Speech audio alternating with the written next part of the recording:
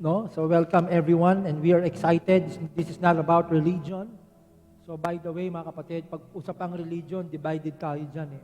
But tonight, it's all about connecting to God, because I believe that the best connection here on earth is when you are connected to the God who created the heavens and the earth. And I pray that the power of the Holy Spirit will manifest even dito sa live streaming. Ang panalangin ko, ang aking declaration ngayong gabing ito, na talagang maranasan nyo ang environment. Because Life Connect is all about living in Father's environment. No? At nawa, hindi ko lang dito maranasan, kundi nasaan man kayo ngayon, maranasan yung kapangyarihan ng langit dito sa lupa. At tawag natin dyan ay heaven and earth connection. Because our Father is in heaven. At yung meron siyang kingdom that He can manifest right now wherever you are. I pray that the power of the Holy Spirit, yung fire of God, ay maranasan nyo ngayong gabing ito. Hindi lang ito Bible study, mga kapatid. This is not just a Bible study. Ito ay encounter dun sa ating amang nasa langit. And before I share the word, before I open our program tonight, bago ko manalangin, gusto ko muna mag-shout out. Siyempre, uunahin ko na ang bawat Life Connect. Okay, Life Connect po ay iba-ibang lugar yan sa Pilipinas na kung saan, yan po yung, naalala nyo si Jesus nung nandito, nangingisda siya ng mga kaluluwa at gumagamit, sinami niya doon sa mga mangingisda. Sa susunod, hindi na isda ang inyong huhulihin, kung hindi, mangingisda na kayo ng mga kaluluwa. Yan po ang pagkakadesign ng CLGF Church sa mga Life Connect. Yan po ay mga lambat sa iba't ibang lugar na kung saan kumukuha tayo ng mga isda ng mga kaluluwa. At pag sila ay nalambat na natin sa mga Life Connect, dadalhin na natin sila sa ating spiritual family, itong CLGF. By the way, mga kapatid, wag kayo mag-alala. Hindi namin kayo nilalagay sa isang relihiyon. Nilalagay namin kayo sa isang kaharian na hindi mo nakikita. Darkness and light lang po, mga kapatid. Dilim at liwanag lang po. Hindi ka i-confuse ng Diyos. Hindi ka papipiliin ng isang katebang relihiyon. Nasasabihin niya, ito, mamili ka, religion 1, 2, 3, 4, 5, 6, 7, 8, 9, 10. Hindi ganun siya. Hindi ganun. Ang Diyos, lahat ng, alam niyo po, ang kaharian ng Diyos, the kingdom of God is not a divided kingdom. Any division is not from God. Listen to this. The kingdom of God is not a divided kingdom. Sabi nga na Jesus, a kingdom divided itself cannot stand. Hindi pwedeng maglaban ang mga taga-kaharian ng Diyos. Mapapansin natin ang religion ngayon sa buong mundo, laban sila na laban. Hindi ganyan kumilos ang kaharian ng Diyos. That's why tonight, mga kapatid, your search is over. I want to let you know your search is over. If you are missing something in your life that you cannot explain, I want to let you know, tonight, tapos ang paghahanap mo. Meron kang hinahanap na hindi mo lang alam kung ano yun. Mga kapatid, walang iba kung hindi kaharian ng Diyos yun. Dahil ako mismo, lumaki ako sa Bible, lumaki ako sa Christian community. Nag-aral pa ako sa Bible school. I know that Jesus Christ died for me. I know that Jesus can only save me. Alam din yan, kahit naman Catholic, alam na si Jesus ay kordero ng Diyos na tagapagligtas. Pero after na malaman mo yan, gusto ko lang malaman, meron ka pa rin hinahanap. I wanna let you know, pag hindi mo nakita ang kaharian ng Diyos, maghahanap ka pa rin. That's what Life Connect is all about. Yan po ay lambat ng ating church, CLGF Church. Yung mga kaluluwa na nasa dilim, sila ay lalambatin natin at dadalhin sa kaharian ng Diyos. Kaya gusto ko nang batiin muna ang bawat Life Connect. Hallelujah! Life Connect sa Uyo, Life Connect Banlat, Life Connect Marilao, at siyempre Life Connect Kainta, na kung saan matitindi po mga tao dyan sa Life Connect Kainta. Ang mga ano rin po, mga binago rin po ng Diyos yan. Nanonood ngayon yan, no? mga nakikita kong pangalan. Unahin ko na, no? Mga taga Life Connect, Jade Pagaw, ano dyan, Ruth Esther Gabrieles, Pastora Teresa Cordero, of course, Ate Janet Kasibang, na nagsabi kanina na tawag nitong malinaw ang ating mic. Ate Janet, how are you doing? Okay ba ang inyong exercise dyan? Patuloy lang tayo mag-exercise. Ganyan po, sa kaharian ng Diyos, hindi lang ine-exercise yung faith. Even our physical body, nag-exercise tayo. So, lahat po kayo ay welcome, okay, sa Life Connect. So, yung mga nakikita ko, Marian Arejola, okay? So, Stanley Bernabe, one more minute and then we will start sharing the Word of God. Kuya Tochi Gloria, I know you're watching. Joey Serrano, magandang gabi po. Mamaya, hindi na ako hindi na ako mag-shout out. Ngayon lang yan. Pastora Cristina Jose, okay, paborito namin ni Ate Janet yan, si Tina Jose. Isa sa ano po yan, matindi po yan. Ano po talaga yan, wala pong ano yan, walang humpay po yan. Si Tina Jose, idol. Tina Jose, kamusta ka dyan? Mag-shoutout ka naman sa akin. SP, yan, Sister Loretta, magandang gabi. Okay? We're so happy tonight, no? Relax lang tayo, chill lang. Chill lang tayo ngayon, masaya lang tayo dahil nakakonect tayo sa Diyos. No pressure, no? Wherever you are, no pressure. Just enjoy the environment of our Father in heaven here on earth. Glenda Bernabe, taga Caloocan, CLGF, Caloocan, magandang gabi sa iyo. Salamat dahil yung mga anak mo ay very talented, mga bata na talagang ginagamit ng God, no? So, yan. So, we will start tonight. Okay? Let us pray. Join me in prayer tonight. Father God in heaven, we thank you for this wonderful moment and we ask you, Lord, to move mightily wherever we are right now. Your presence cannot be limited because you are omnipresent. You are present everywhere, O God. Kahit doon sa mga nasa ibang bansa, dalangin namin ang iyong pagkilos, Panginoon Diyos, amang nasa langit. Unang-una, patawarin mo kami sa aming mga pagkukulang, linisin mo kami. Hindi kami karapat-dapat sa iyo, marami kaming atraso sa iyo, pero pinatawad mo kami at ang iyong mayamang biyaya ay patuloy namin nararanasan. And Lord, sa oras na ito, kinokonect na namin ang anumang ginagawa namin dito sa lugar na ito. Panginoon, kumilos ka, Ama, sa langit at maranasan namin ang iyong kapangyarihan dito sa lupa. We are connecting earth right now, O God, sa kalangitan, Panginoon. And any powers of darkness, we don't allow, we paralyze all the powers of darkness and we don't allow any enemies to infiltrate, O God, sa gawain na ito. Ito'y gawain mo, Panginoon Diyos. Pinupuri ka namin. Thank you, Father, for lavishing us with your love. And we will love others the same way. In the name of Jesus Christ. Amen and amen. Before I continue, I just want to thank my major sponsor. Yes, tama kayo. I have my major sponsor. Kung yung mga artist na nakikita nyo sa mga nag-live na meron silang mga major sponsor, ako rin po ay may major sponsor. I just want to thank my major sponsor, my Father in heaven, my Father God in heaven, who's giving me oxygen, my Father in heaven, na siya nagsusupply na aking pangangailangan, pagkain araw-araw, may major sponsor, grabe, pagbukas ko pa lang ng gripo, may tubig na lumalabas dyan, yan ang major sponsor. Lahat ng mga produkto dito sa lupa, mga minor sponsor lang yan. I wanna thank God, my Father in heaven, my major sponsor, my source of oxygen, my source of water, my source of strength, my source of everything. Grabe po talaga. I just want to thank God in heaven. Amang nasa langit, Ama, ito na po tayo. Gawain niyo po ito. So, okay? So, napakaganda ng ating pag-uusapan. At nandito tayo sa series na unknown. At pag-uusapan natin ngayon ay yung mga unknown sin. Ito po yung mga kasalanan.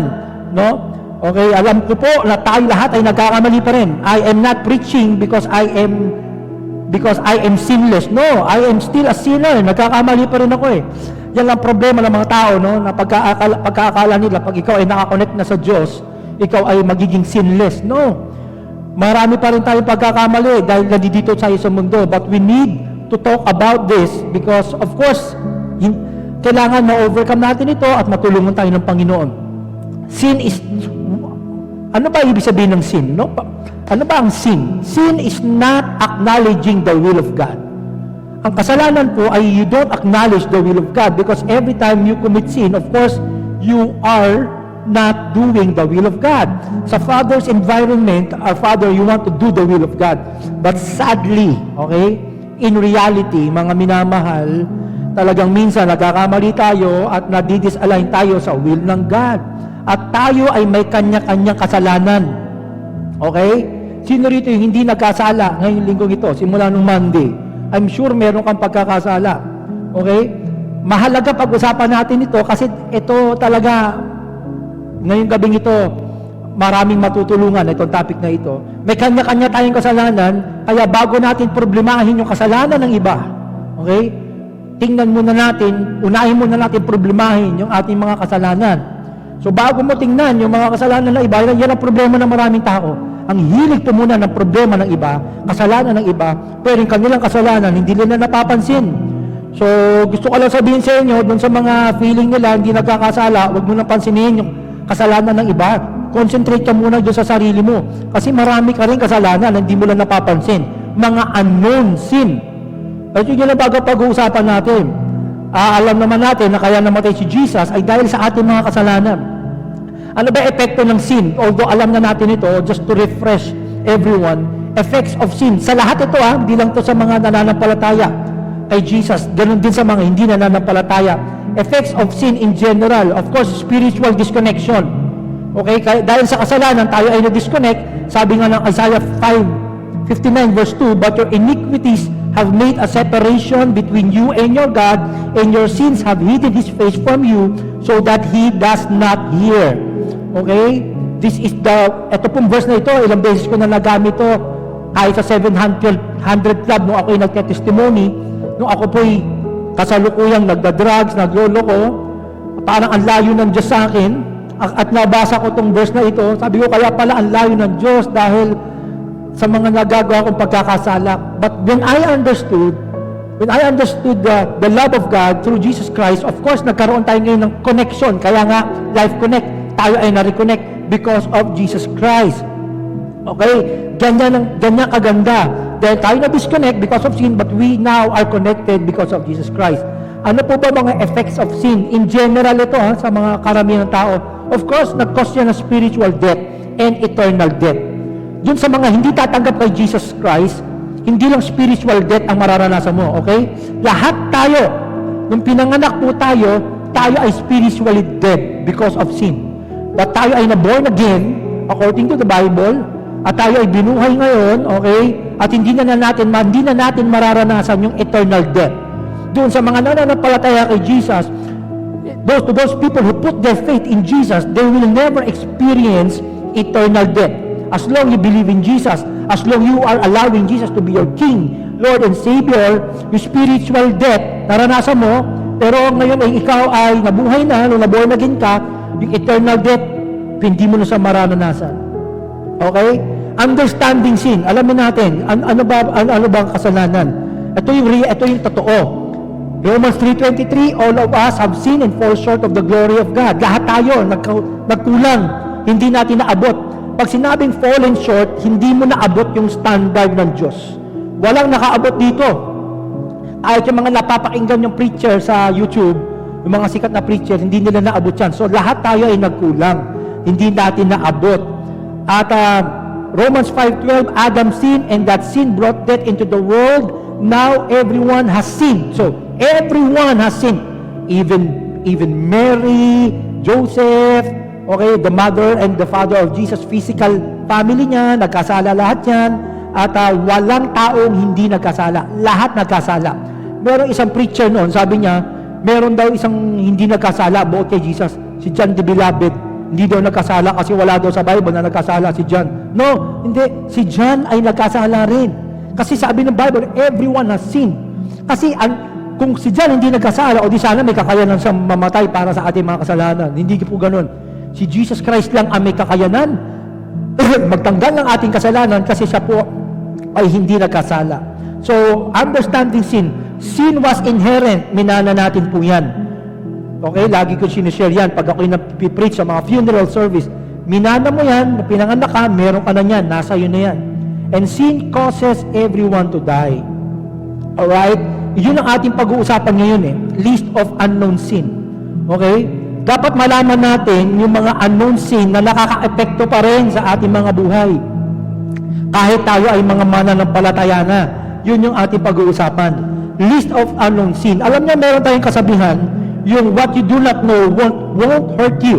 No? Are you familiar with that, yung mga ganyang mga quotation? Na, what you do not know won't hurt you. Kaya nga maraming mga tao hindi nagpapa-check up dahil para sa kanila, mas mabuti nang hindi ko alam. Dahil pag nalaman ko na meron akong sakit, poproblemahin ko yan. Alam niyo, ganun din ang kasalanan Yung ini-ignore mo siya para hindi mo maranasan yung epekto nito sa buhay mo. Because what you don't know won't hurt you. Pero ngayon, dapat malaman natin itong mga unknown sin na ito, mga kapatid, kasi may mga epekto to sa ating mga buhay. Ano ba yung mga unknown sin na kung saan hindi natin napapansin na meron tayo nito? Okay, itong una, maraming meron nito, kahit mga nananampalataya na pride. Yan. Unknown sin yan. Hindi mo napapansin, may pride ka, hindi ka nasasabihan, hindi ka teachable, nagmamataas ka, ayaw mo magpakumbaba, ayaw mo magpatalo, talo ka na nga, ayaw mo pa rin magpatalo. Okay? Maraming ganyan tao eh. Yung lulusotan pa nila yung sagot, alam na nga nila mali sila, gagawa pa sila ng magandang sagot kahit mali na sila. Yan ay mga pride, mga unknown sin. Of course, homosexuality. Yan, sa mundo ngayon, mga kapatid, don't get me wrong, mahal natin ng mga, of course, mga gay, mga lesbian, we love them, we don't hate them.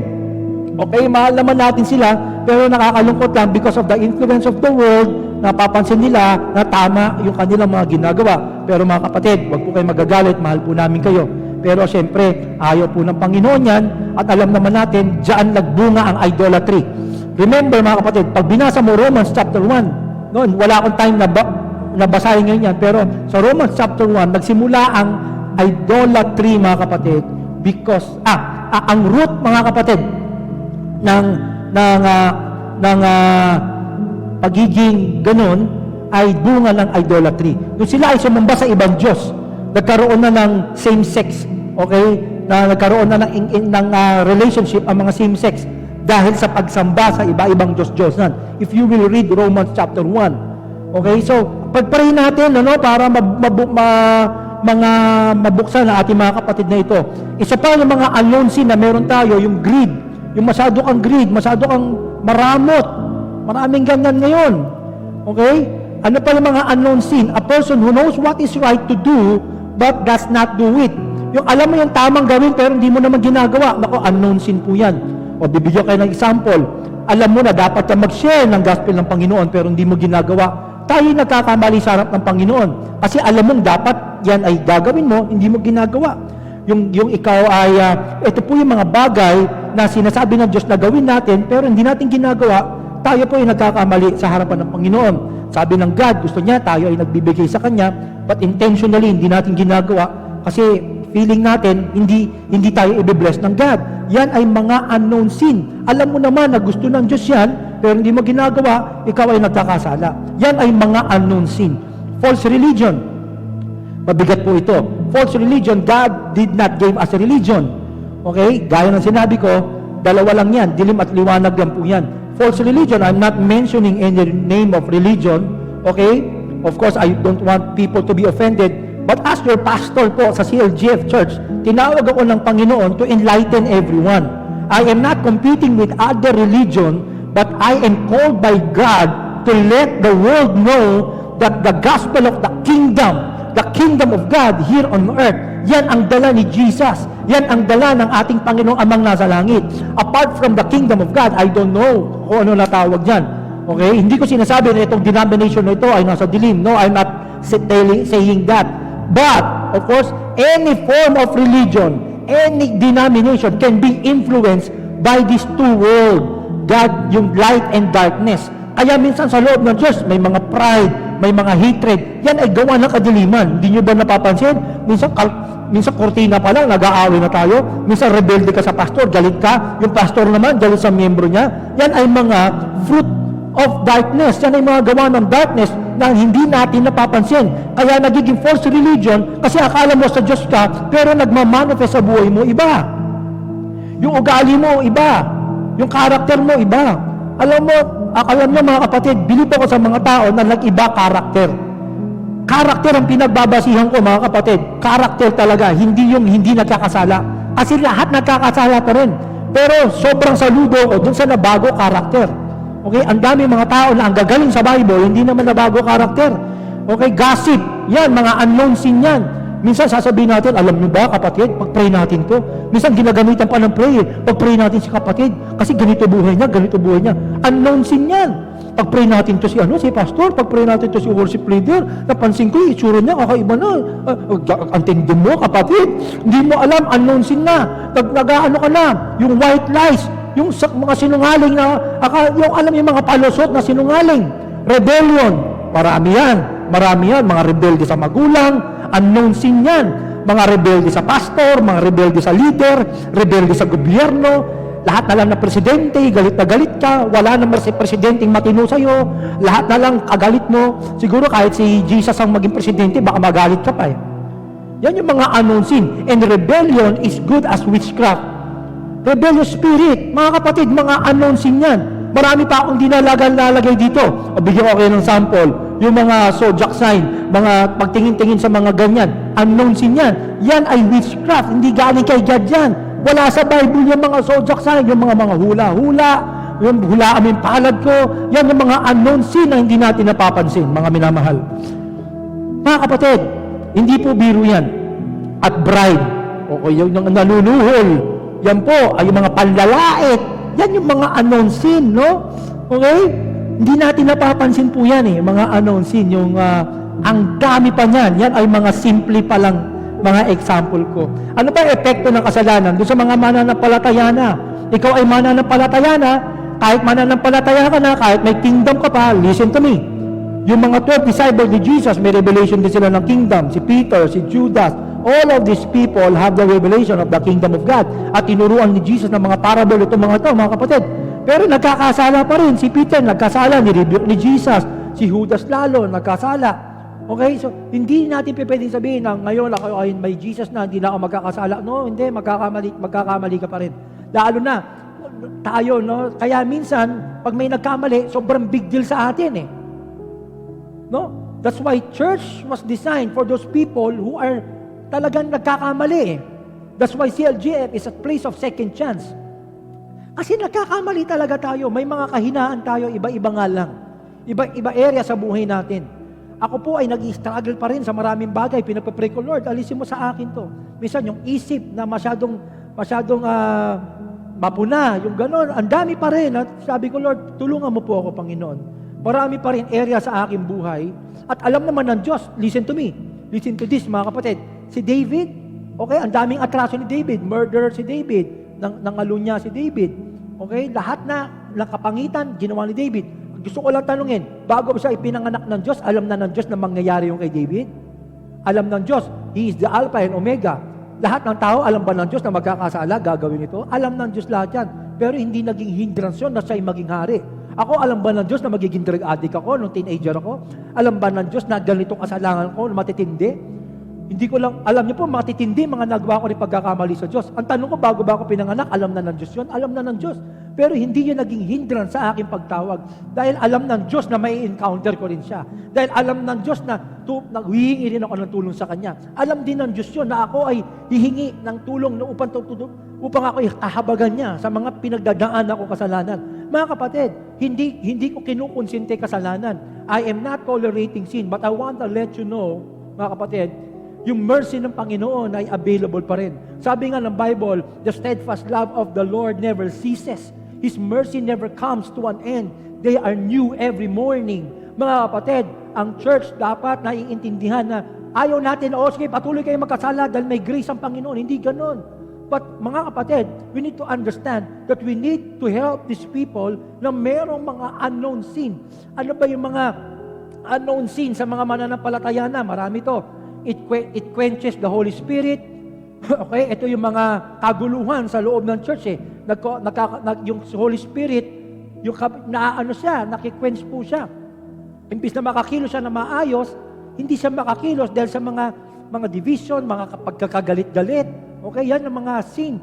It robs our joy, yung unknown sin sa ating puso, inaalis yung ating mga joy. It takes away our excitement. Dati, di ba, sabi nga ni David, Lord, create in me a clean heart. Sabi ni David sa Psalm 51, don't take away your presence in me. Sabi ni David, yung excitement niya nawala. It robs our peace. It hinders our fellowship with God. Okay, sa 1 John, hindi ko na binigay yung mga verse, nilagay ko na lang dyan. It causes feeling of separation with God. Pag nagkakamali ka, feeling mo parang ang layo ng Diyos sa'yo, you are disconnected. Okay, Life Connect na nga pinanonood mo, pero feeling mo disconnected ka pa rin. Okay, it affects our relationship with other people. Okay, when you commit sin, o anumang klaseng kasalanan yan, hindi ko alam kung ano yan. It causes prayer unanswered. Okay, gano'ng katindi yung mga unknown sin. Kaya pala hindi dinidinig yung aking panalangin, meron mga unknown sin.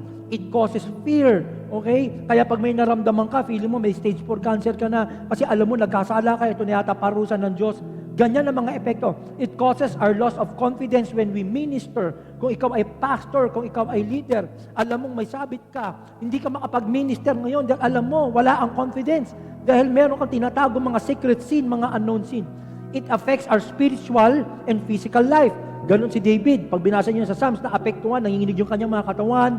Okay? Sabi rin sa Romans or Corinthians, if I'm not mistaken, mga kapatid, sabi ron, sexual sin affects our body.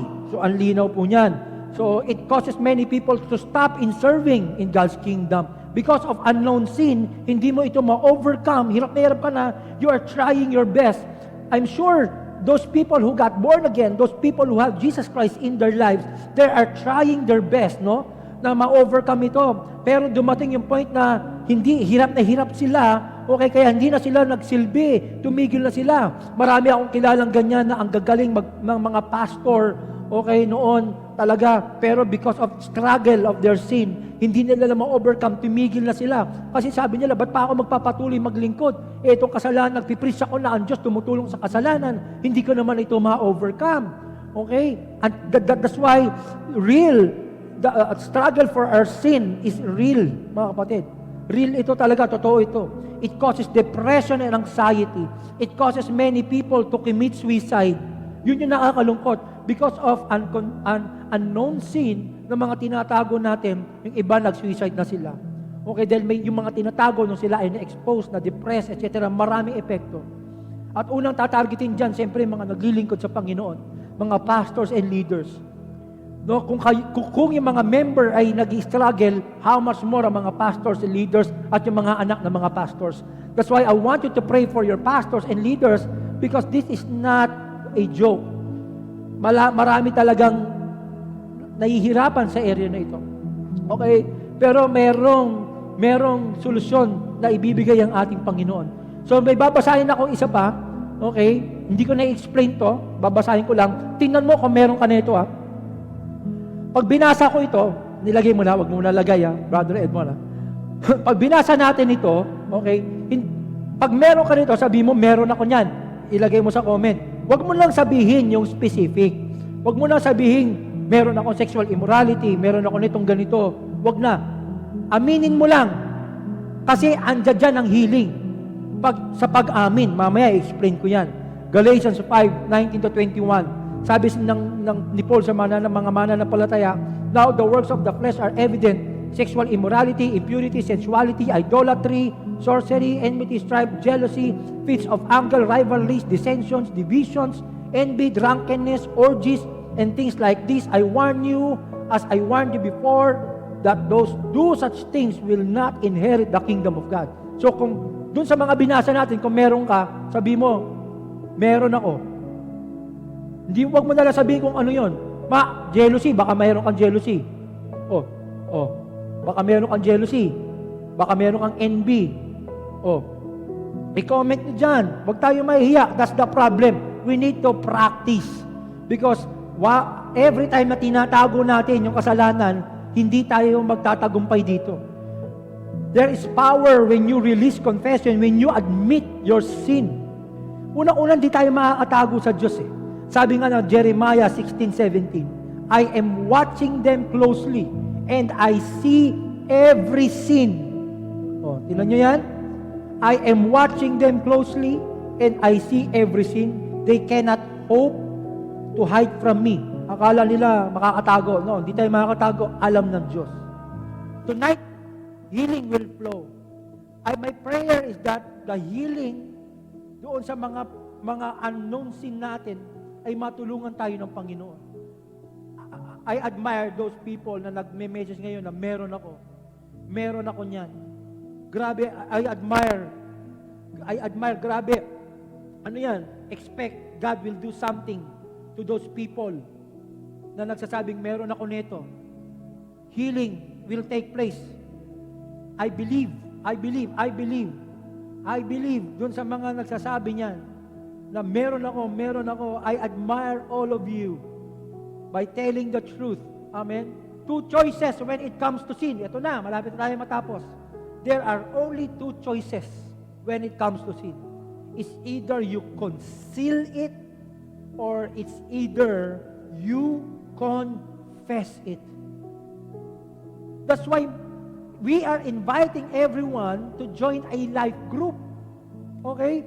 Doon sa ating life group, sa CLGF, Ito yung kung saan, yung care group mo na nagke-care sa'yo dahil sa mga pagkukulang mo. Life group is not for perfect people. And our prayer is from life group, sooner or later, they will be true disciple of Jesus. Yung passionate na sila to do the will of God. Amen? That's why, if you are attending this church, I inviting everyone to join a life group. Grabe po ang mga life group. Kasi diyan, nasasabi mo, nako-confess mo, hindi mo na itatago. Isa kasi sa mga gusto ni Satan, yung unknown sin mo, siyempre ang cause ng kasalanan si Satan naman. Satan is taking advantage dun sa ating mga fleshly desires. At inaral tayo ni Satan, alam niya yung kahinaan natin. The more na tinatago mo ito, gustong-gusto to ni Satan. The more na kinukonsil mo ito, gustong-gusto ni Satan. Bakit? Kasi nasosolo ka niya. Okay? But the more you confess it, ibig sabihin na i-expose siya eh. When you confess your sin, you are exposing the powers of the enemy in your life. That's why don't conceal it. Dalawa lang. Two choices when you commit sin. It's either you conceal it or it's either you confess it. Sabi nga ng Proverbs 28 verse 13, people who conceal their sins will not prosper. But if they confess and turn from them, and they will receive mercy. Ang ganda ng sinabi ng Bible. Hallelujah. Okay? Hallelujah. Ang ganda ng sinabi ng Bible. People who conceal their sins will not prosper. But if they confess and turn from them, they will receive mercy. Lalo na pag ikaw ay tumatayo, ikaw ay pastor, ikaw ay leader. Alam mo, minsan ang galing natin magsabing, kasalanan mo, pero yung totoo lang, sa'yo nakaturo yung mas maraming daliri eh. Pag nagturo tayong ganyan, kasalanan mo, yung tatlo nakaturo sa atin eh. Okay? Ang problema, kaya mo siya kinukonsil kasi iniingatan mo yung image mo, you conceal your sin kasi iniisip mo, baka kung ano sabihin ng ibang tao, yun ang problem. Ako po, pag may struggle, I talk to a person that I really trust. No? Kasi as a pastor, marami pa rin akong struggle. Kumakausap ako ng mga tao, ng mga tatay-tatayang ko. I'm not gonna mention their name, no? Kasi baka mamaya tawagan nyo, ano yung problem ni Pastor Frank, no? It's between me and God. All the struggles in my life, it's between me and God. But God knows my heart that I want to overcome. Lahat ng mga kinahaan ko rin. Same thing with you who are watching right now. That's why CLGF Church is a place of second chance. This is a place where you can confess all your unknown sin to God. Okay? You can confess it to God and you can confess it. Kasi biblical po. Kasi yung iba ma-pride din eh. Hindi, I will just confess it to God. I will not gonna mention it to other people. Okay na kami. Pero pag binasa mo Bible, mga kapatid, merong pagkakataon na hindi lang kay God kino-confess. Even to the people who have faith in God. Okay? Saan natin makikita yan? Mamaya makikita natin yan sa James chapter 5. Pero ano sabi ng 1 John 1:9? Sabi rito, but if we confess our sins to God, He can always be trusted to forgive us and take away our sins away. So ganun po yan. James 5:16. If you have sinned and should tell each other what you have done, then you can pray for one another and be healed. Ito yung sinasabi ko. Confessing to your friends, mga mananampalataya. Ito yung life group mo. Dapat may life group kang sinasamahan. Sabi dito, if you have sinned, you should tell each other what you have done, then you can pray for one another and be healed. The prayer of an innocent person is powerful and it can help a lot. Okay? So, sinabi po yan. So, ito po ay pinagaling sa kanyang physical na pangangatawan and dahil epekto po na kasalanan na kanyang ginagawa. At dahil ito po ay kanyang kinonfess, hindi niya kinonceal. Okay, as I have mentioned a while ago, there's only two choices that you can do when you commit sin. It's either you conceal it or it's either you confess it. There is power when you confess, mga kapatid. God is always ready to forgive. Yung ating God na nakakonect tayo is willing to forgive us. Just be honest with God and be honest with the people around you. Sabi mo, kapatid, may struggle ako ngayon. Pray for me and I'm sure the healing will come and you will experience the healing in your life. Ano sabi? Ito, laging favorite natin ito, mga kapatid. Colossians 1:13. Colossians 1:13 to 14. God rescued us from the power of darkness, from the power of Satan, and brought us into the kingdom of His dear Son, who forgives our sins. Grabe, no? And sets us free. Darkness and light lang, mga minamahal. God rescued us doon sa power ni Satan, na kung saan itong si Satan na to, lagi tayong tinutokso, lagi tayong niyang gustong magkasala tayo. Yan lang naman ang kanyang tactic ever since. In the Garden of Eden pa lang, yun ang kanyang strategy. Hindi siya naggagawa ng ibang strategy dahil alam niya yung strategy niya ay effective. He will always entice you, He will always tempt you, He will try His best for you to be disconnected again from God, from the presence of God. Dahil alam niya, pag nagkasala ka, meron kang guilty feeling, hindi ka makalapit sa Kanya na naman. But I want to let you know, you can come boldly into the throne of God because of His grace. Because of Jesus Christ, you are now connected. You are now living in Father's environment, Life Connect. That is what Life Connect is all about. You can always come to God and ask for forgiveness. He already rescued you. Remember, the moment you trust in Jesus, He already rescued you. Hindi ka niya ibabalik sa dilim. Pero yung dilim, ini-influence ka pa rin. Dati ka nasa dilim, okay? Ngayon, nasa kaliwanag ka na. Pero yung pwersa ng dilim, andyan pa rin. Lagi ka pa rin yung ini-influence. But the good thing is, every time you confess it, na-i-expose yung gawa ng dilim sa buhay mo. And healing ay dumarating sa ating buhay. Huwag natin itago. Pride yun eh. Yung sinasabi, hindi ako nagkakamali. Wala akong kasalanan. Ako pa, worshiper ako. No. Wala pong katotohanan. Wala pong pawang katotohanan yan. That's why CLGF people, let us reconnect those people na patuloy na nag-i-struggle sa kanilang mga kasalanan so that they will encounter the Holy Spirit na may kakayanan tumulong po sa atin. Sabi nga na Galatians 5:22 to 25, this is the last. God's Spirit make us loving, happy, peaceful, patient, kind, good, faithful, gentle, and self-controlled. There is no law against behaving in any of these ways. And because we belong to Christ Jesus, we have killed our selfish feelings and desires. God's Spirit has given us life, and so we should follow the Holy Spirit. You know, when you are guided by the Holy Spirit, He will always direct you to the will of God. That's why always listen to the Holy Spirit. When we accepted Jesus Christ, He left the Holy Spirit to guide us, to help us and to remind us to do the will of God. The Holy Spirit is the guaranteed deposit of the kingdom of God in your life that will help you until the end. Okay? The Holy Spirit is committed to us to help us in our struggles. The Holy Spirit is committed to us to help us in everything that we are going through. Amen? So, right now, we will confess our sins to God. Sa ating God in heaven, we will pray. So, if anything is in your heart, just confess it. So, I am giving you 1 minute. Let's just have a moment of silence, okay? Confess everything to God right now. Sige po. Sabi mo kay Lord yung mga struggles mo. Just close your eyes if you're watching. Kung ikaw ay kumakain, pasensya na po. Pwede mong stop sandali. And be honest with God. Sabi mo, Lord, I confess all the sins, unknown sin in my life. Father, help me. Sabi mo yan. Maging honest ka kay God tonight. Mahal ka ni God. Hindi ka niya pababayaan. Hindi ka niya iiwan. Hindi ka niya kailanman tatalikuran. Remember the song na lagi natin kinakanta, Amang Nagmamahal? Hindi ka niya kakalimutan, hindi ka niya tatalikuran. Maybe you are a pastor, maybe you are a leader, masyado mong tinatago. Kasi siyempre, kung ano sabihin nila, no? When Jesus died on the cross, kinuha niya ng kahihiyan mo. Amen? Let us pray. Father in heaven, we thank you because we can come boldly and no one can disconnect us from you. As you have said in your word, Lord, in Romans, that nothing can separate us from your love, not heights, nor death, nor demons, nor any principalities. No troubles here on earth can separate us from your love, oh God.